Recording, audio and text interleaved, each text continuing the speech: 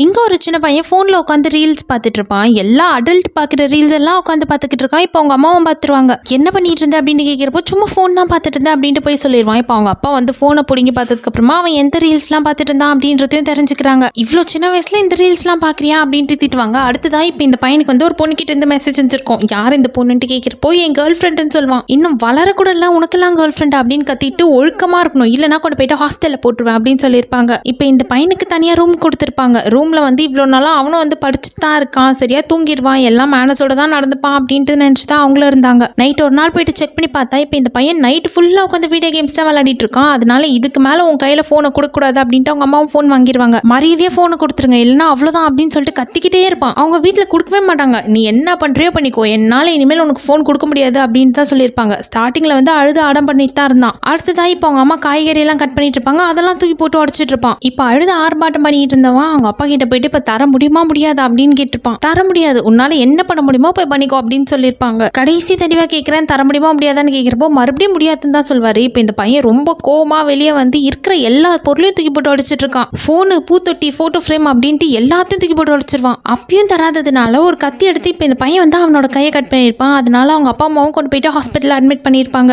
இந்த ஃபோனுக்காக தானே இவ்வளோ பண்ணுற அப்படின்ட்டு ஃபோனையும் கொடுத்துருவாங்க. இப்போ அவங்க அம்மா வந்து நம்ம பையன் வாழ்க்கை இப்படி ஆயிடுச்சு, இவன் இவ்வளோ அடிக்ட் ஆயிட்டானே அப்படின்ட்டு அப்படியே உட்காந்து யோசிச்சுக்கிட்டே இருப்பாங்க. அப்போ அவங்க அப்பாவும் அங்கே வந்துடுவாரு. நம்மலாம் சின்ன வயசுல இருந்தப்போ எவ்வளோ சந்தோஷமா இருந்தோம், நம்மளுக்குலாம் ஃபோனுன்ற ஒரு விஷயமே இல்லாமல் தான் இருந்தது. வெளியே மற்ற பசங்க கூட விளையாடிக்கிட்டு ரொம்ப ஜாலியாக தான் இருந்தோம். ஆனால் இந்த காலத்து பசங்க இப்படி இருக்கிறதுக்கு காரணமே நம்ம தானே அப்படின்னு சொல்வாரு. நான் என்ன பண்ணேன், என் பையனை நான் கரெக்டாக தானே வளர்த்தேன் அப்படின்னு கேட்குறப்போ சின்ன வயசுலேருந்தே சாப்பிடலன்னா ஃபோன், அழுதா ஃபோன், எல்லாத்துக்கும் ஃபோனை எடுத்து எடுத்து கொடுத்துட்டே இருந்தேன், நீ கடைசியில் இப்போ வந்து ஃபோனே அவனுக்கு அடிக்ட் ஆயிடுச்சு அப்படின்னு சொல்வாரு. இப்போ சின்ன வயசாக இருக்கும்போது இந்த பையன் சுத்தமாக சாப்பிட்ருக்கவே மாட்டான். சரி சாப்பிட மாட்டேங்கிறானே அப்படின்ட்டு ஃபோனில் ஒரு 2 வீடியோ போட்டு சாப்பிட கொடுத்தா அப்போ வந்து சாப்பிட்ருவான். சாப்பிட்டா போதும் அப்படின்ட்டு வந்து இப்போ ஃபோனை கொடுத்தே பழகிட்டாங்க. அடுத்தது எப்பெல்லாம் அழுறானோ அப்பெல்லாம் ஃபோன் எடுத்து கையில் கொடுத்துருவாங்க. இப்படி ஃபோன் அவன் கையில் போய் கடைசியில் வந்து ஃபோனுக்கே ஒரு அடிக்ட் ஆகிட்டான். இப்போ ஃபோன் இல்லாமல் அவனால் இருக்க முடியல அப்படின்ற ஒரு வாழ்க்கைக்கே வந்து அவன் தள்ளப்பட்டுட்டான். என்னதான் அவன் மேலேயும் தப்பு இருந்தாலும் பாதி ரெஸ்பான்சிபிலிட்டி இதில் நம்ம தான் எடுத்துக்கணும் அப்படின்னு சொல்லியிருப்பாரு.